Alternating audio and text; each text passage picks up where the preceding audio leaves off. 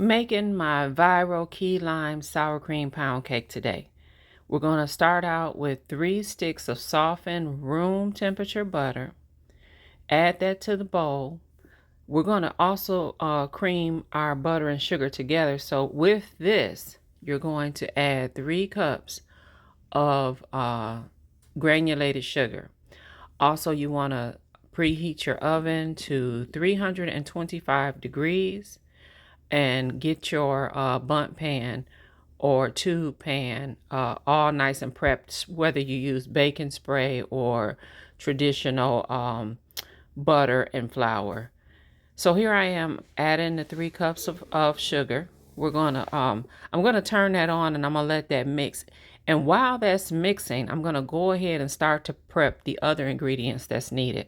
So you're also gonna need 1 cup of sour cream or 1 8-ounce container. You're going to mix with that a 1/4 cup of key lime juice. Now, I buy the key lime juice concentrated at the grocery store. If you want to juice your own limes, you can, but I just buy the concentrate. To that, you're going to add a teaspoon of vanilla extract, and then you're going to stir that up. This is what we're going to use for our liquid ingredients. We're going to get to a part in the recipe where we're going to alternate the dry with the wet. This is the wet. So once you get that all mixed up, we're going to get ready to start prepping our dry ingredients. All the while, our butter and our sugar is still creaming in the background, if you see, because I want to get that nice and light and fluffy. So here I am getting ready to measure out 3 cups of flour. You need 3 cups of all-purpose flour. Now, if you decide to use cake flour for this, you may, but you're going to need about 3.5 cups of cake flour versus the 3 cups of all-purpose flour. I'm using White Lily all-purpose flour, but you use whatever flour you normally use. Now, once we get that in a bowl, we're going to add to that 1 teaspoon of salt and 1/2 teaspoon of baking powder. Put that in the bowl with the flour, and we're just going to give that like a quick little mix to get it incorporated. And so then you're going to set that to the side. In the next step, we're going to get ready to start adding our eggs. You're going to need 6 room temperature eggs. Make sure everything is room temperature for this recipe. You want to make sure that everything is well incorporated.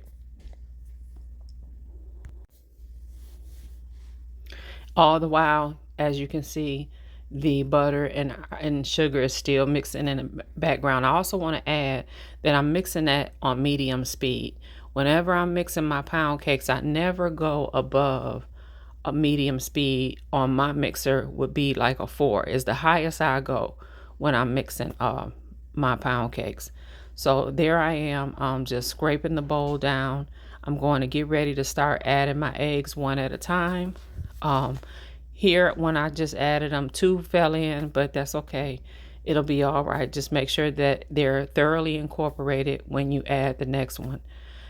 And like I said, I'm doing this on a medium speed. On my mixer, it is on speed 4. That is the last egg. And now we're going to give this bowl another scrape down. And then we're going to get ready to start to alternate our wet and our dry.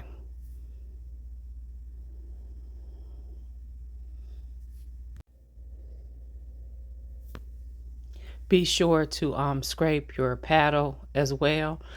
You can also use the whisk attachment if you like. I just prefer a paddle for whatever reason.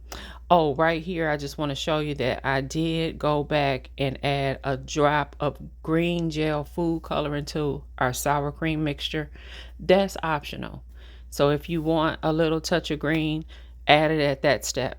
Add it with your liquid ingredients. Now we're going to alternate. I started with the liquid, then I'm going in with some dry, and then you let that mix until you don't see the white anymore. Go in with some more liquid, let that mix, go in with some more dry, and you keep doing that until it's all gone.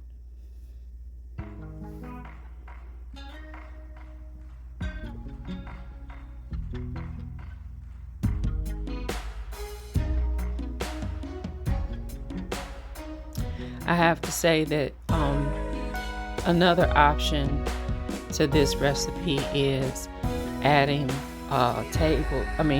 excuse me, a teaspoon or two of lime extract. I personally have tried it both ways.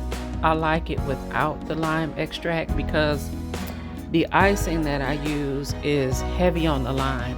So I kind of want the cake part itself to be a little bit more balanced so that it's not too overpowering. So that's why I do the lime juice with the vanilla extract. So you're gonna, I gave my bowl another scrape down, and then I think we're gonna get ready to add the final additions here of our wet and our dry, and we'll give it another scrape down after that, and then we're gonna be ready to put it in our butt pan.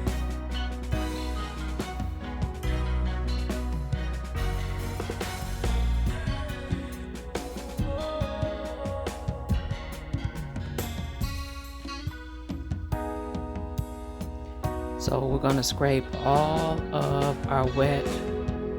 You want to get every ounce of that out and into the batter.